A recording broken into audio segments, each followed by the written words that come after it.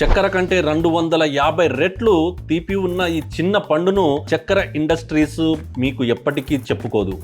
ఈ పండును మోంగ్ ఫ్రూట్ అని అంటాము. దీని యొక్క గింజలు అలాగే తొక్క నుంచి తీసే రసం ఏదైతే ఉందో సహజమైన 0 క్యాలరీ స్వీట్నర్ తయారీలో ఉపయోగిస్తారు. ఇది ఎక్కువ మంది భారతీయులకు తెలియదు. ఇది 0 గ్లూకోజ్ స్పైక్ కలిగిస్తుంది.